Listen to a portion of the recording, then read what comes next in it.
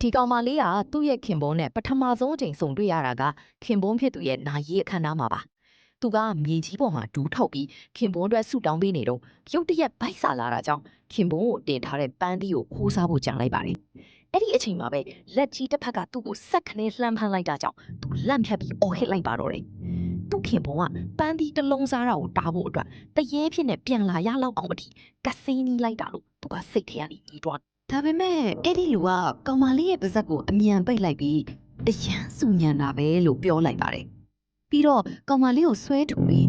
မင်းကငါဇနီးလားလို့မေးပါတယ်။ကောင်မလေးကကြောက်လွန်းလို့ဘာမှမပြန်ပြောနိုင်တဲ့အခါမှာအဲ့ဒီလူကသူ့ပါးလေးကိုဆွဲညစ်လိုက်ပါတယ်။ကောင်မလေးကတတ်တိမွေးပြီးထိကြည့်လိုက်တဲ့အခါမှာအဲ့ဒီလူဟာအသက်ရှင်နေသေးမှန်သိလိုက်ရတာပါ။အသက်ရှင်နေရတာနဲ့ဘာလို့နာရေးလောက်တာလဲလို့သူကမေးဖို့ပြင်တော့မှာပဲအပြင်ကခြေတန်းတွေကိုကြားလိုက်ရပါတယ်။ဒါနဲ့အဲ့ဒီလူကကောင်မလေးကိုအမြန်ဆွဲပြီးအခေါင်းထဲမှာအတူတူပုံးလိုက်ကြတော့ပါတော့။ကောင်မလေးကအရန်ကြောက်နေပေမဲ့အဲ့ဒီလူကသူ့ကိုကာကွယ်ပေးမယ်လို့တိုးတိုးလေးချော့ပြောတဲ့အခါမှာတော့စိတ်အေးသွားပြီးအခေါင်းထဲမှာအိပ်ပျော်သွားပါတယ်။အစေကနေထွက်သွားတဲ့အခါအဲ့ဒီလူကကောင်မလေးကိုပွေ့ချီပြီးထိုင်လိုက်ပါတယ်။အိတ်ခမ်းထဲပြန်ခေါ်သွားဖို့လုပ်တဲ့အခါကောင်မလေးကနိုးလာပြီးကျမကိုဘယ်ခေါ်သွားတာလဲလို့မေးပါတယ်။အဲ့ဒီလူကနောက်ပြောင်ပြီးဖျားသခင်စီပို့ပေးမလို့ပြောလိုက်တာကိုကောင်မလေးကတကယ်မှတ်သွားပါတယ်။သူကတေကာနီးနောက်ဆုံးစန္ဒအနေနဲ့ကိတ်မုတ်တတုံးပဲစားချင်တယ်လို့တောင်းဆိုလိုက်ပါတယ်။အဲ့ဒီလူကသဘောကျသွားပြီး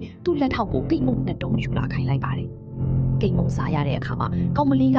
ရှင်ရကဘာပေါ်မှာအကောင်းဆုံးလူပဲလို့ပြောပြီးသူ့လျှို့ဝှက်ချက်ကိုဘယ်သူမှမပြောပါဘူးလို့ကတိပေးလိုက်ပါတယ်။အဲ့ဒီလူကတော့ဒီကောင်မလေးကိုကြည့်ပြီးတော်တော်လေးဦးမြူနေတာပါ။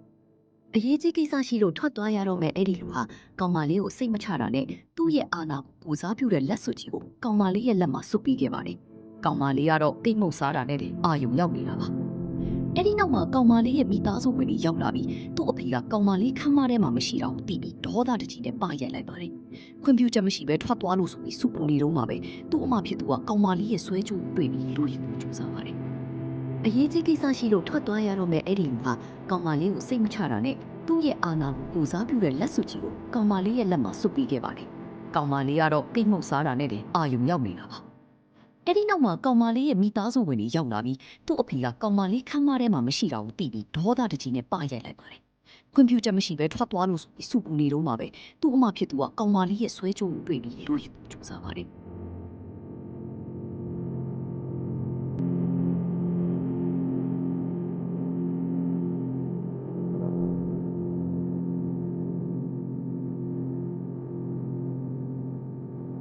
ရုံးရင်းဆန်ခံဖြစ်နေတော့မှကောင်မလေးလက်ထဲကလက်စွပ်ကကျွတ်ကျသွားပါတယ်။အဲ့ဒီလက်စွပ်ဟာသူ့ခင်ပွန်းရဲ့လက်စွပ်ဆိုတာကိုမိသားစုဝင်တွေကချက်ချင်းသိသွားပါတယ်။အဲ့ဒီအချိန်မှာပဲတက်တော်ဆောင်တွေဝိုင်းလာပြီးအဲ့ဒီလူကမျက်နှာဖုံးစွပ်နဲ့ရောက်လာပါတယ်။သူကကောင်မလေးရဲ့လက်ကိုကိုင်ပြီးသူ့ကိုနှိပ်စက်တဲ့မိသားစုကိုအပြစ်ပေးဖို့ဆုံးဖြတ်လိုက်ပါတယ်။အဖေဖြစ်သူကကြောက်ကြောက်လန့်လန့်နဲ့သူဟာဘာတူလဲလို့မေးပေမဲ့လက်ထောက်ဖြစ်သူက